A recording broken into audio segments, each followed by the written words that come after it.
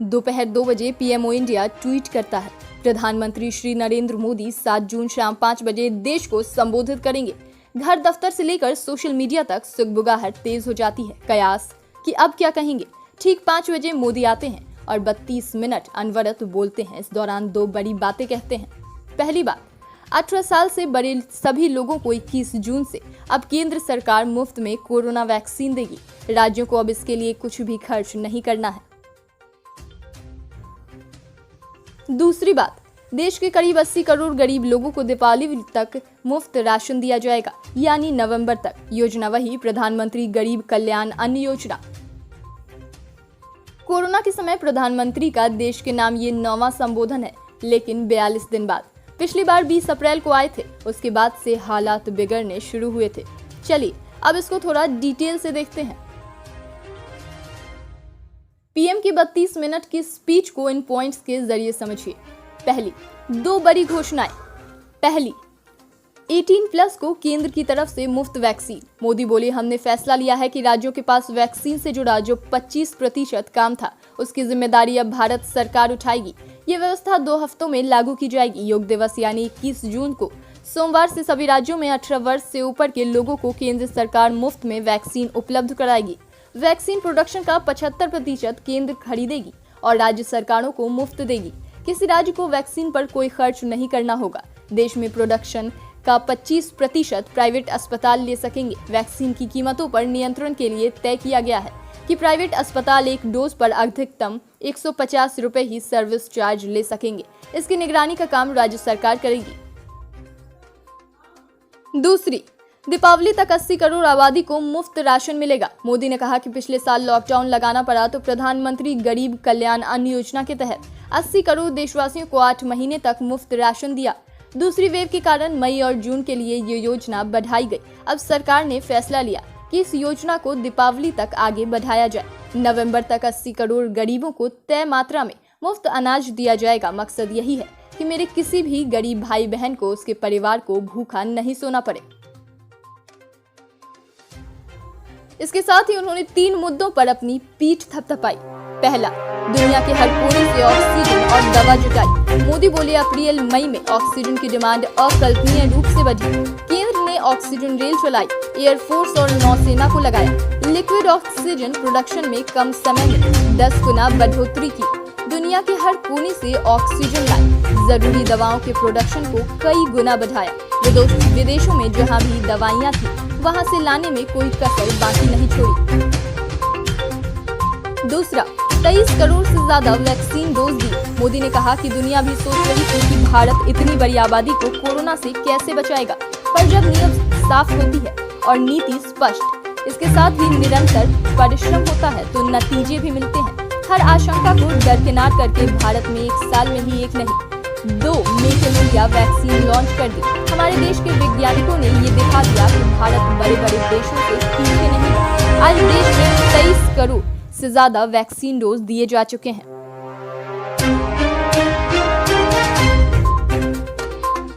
तीसरा, 1.25 साल में ही नया हेल्थ इंफ्रास्ट्रक्चर खड़ा कर दिया। बीते कोरोना के 100 साल में आई इससे बड़ी महामारी त्रासदी है। इस तरह की महामारी आधुनिक विश्व ने न देखी न अनुभव की। इससे हमारा देश कई मोर्चों में एक साथ लड़ रहा है। कोविड अस्पताल बनाने से लेकर आईसीयू बेड की संख्या बढ़ाना, वेंटिलेटर से लेकर टेस्टिंग लैब का नेटवर्क तैयार करना हो, हर मोर्चे पर हमने काम किया है। बीते 1.25 साल में देश में नया हेल्थ इंफ्रास्ट्रक्चर तैयार किया है। आपको बता दें कि इसके साथ ही 2 आशंकाएं जाहिर कर अपने 2 फैसले बताई। पहली, मोदी ने कहा कि केंद्र ने राज्यों के सुझाव के आधार पर तय किया कि कोरोना से जिन्हें ज्यादा खतरा है उन्हें प्राथमिकता दी जाएगी। फ्रंटलाइन वर्कर्स, हेल्थ वर्कर्स, 60 से 45 साल के ऊपर के नागरिकों को पहले वैक्सीन लगाई गई। अगर कोरोना की दूसरी वेव से पहले फ्रंटलाइन वर्कर्स को वैक्सीन न लगी होती तो क्या होता? अस्पताल के सफाई कर्मियों, एम्बुलेंस के डॉक्टरों को वैक्सीन न लगती तो क्या होता? अपने फैसले को सही ठहराते हुए कहा कि आज इसी वैक्सीनेशन के चलते लाखों देशवासियों का जीवन बचा पाए। मोदी बोले कि पिछले साल अप्रैल में जब कोरोना के कुछ हजार केस थे, तब हमने वैक्सीन टास्क फोर्स का गठन किया था। भारत के लिए वैक्सीन बनाने वाली कंपनी को हर तरह से सपोर्ट किया। वैक्सीन निर्माता के क्लिनिकल ट्रायल में मदद की गई। रिसर्च और डेवलपमेंट के लिए जरूरी फंड दिया गया। तीसरी लहर में बच्चे के ज्यादा शिकार होने की आशंका जाहिर की, पर वैक्सीनेशन के लिए उठाए गए कदम को गिनाकर इससे निपटने का रास्ता भी बताया। कहा देश में 7 कंपनियां विभिन्न वैक्सीन का प्रोडक्शन कर रही हैं, ट्रायल कर रही हैं। दूसरे देशों में भी वैक्सीन लाने की प्रक्रिया तेज कर दी गई है। बच्चों के लिए भी 2 वैक्सीन का ट्रायल चल रहा है। नेजल वैक्सीन पर भी रिसर्च जारी है। इससे सफलता मिलती है तो वैक्सीन अभियान में और ज्यादा तेजी आएगी। विपक्ष को 3 मुद्दे पर घेरा। पहला, कुछ लोगों ने वैक्सीनेशन पर अफवाहें फैलाई। प्रधानमंत्री ने कहा कि जब से भारत में वैक्सीन का काम शुरू हुआ है तब से कुछ लोगों ने ऐसी बातें कही जिससे आम लोगों के मन में शंका पैदा हुई। वैक्सीन निर्माताओं का हौसला पस्त करने की कोशिश हुई। इसे भी देश रहा है जो लोग अफवाहें फैला रहे हैं वो भोले भाले भाई बहनों के साथ खिलवाड़ कर रहे हैं। मैं प्रबुद्ध और युवाओं से अनुरोध करता हूं कि वैक्सीन को लेकर जागरूकता बढ़ाने में सहयोग करें। वैक्सीनेशन पर राज्य की सरकार और डिसेंट्रलाइजेशन। मोदी ने कांग्रेस शासित राज्यों पर भी तंज कसा। उन्होंने कहा कि 16 जनवरी से अप्रैल के अंत तक वैक्सीन कार्यक्रम केंद्र की देखरेख में चल रहा था। सभी लोग वैक्सीन लगवा रहे थे। इसी बीच कई राज्यों ने कहा कि वैक्सीन का काम राज्यों पर छोड़ा जाए। एज ग्रुप पर सवाल उठाया कि उम्र की सीमा केंद्र क्यों तय कर रहा है। बुजुर्गों की वैक्सीन पहले करने पर सवाल किए गए। मीडिया के वर्ग में इस कैंपेन के बीच में चलाया। राज्यों की मांग पर बदलाव किया गया। वैक्सीनेशन का 25% काम राज्यों को सौंपा गया। तब उन्हें पता चला कि बड़े काम में कैसी परेशानी आती है। इसके बाद मई का दूसरा सप्ताह बीतते राज्य पहली वाली व्यवस्था को अच्छा बताने लगे। तीसरा, लॉकडाउन। प्रधानमंत्री ने कहा कि जब कोरोना के केस कम हो रहे थे तो सवाल उठाया कि लॉकडाउन पर फैसले का अधिकार राज्यों को क्यों नहीं मिला।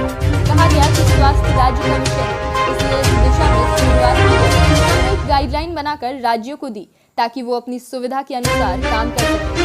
कई जगहों पर कर्फ्यू में ढील दी जा रही है, लेकिन इसका मतलब ये नहीं कि कोरोना चला गया है। हमें सावधान रहना है और बचाव के नियमों का सख्ती से पालन करना है। हम जंग जीतेंगे। कोरोना से भारत जंग जीतेगा।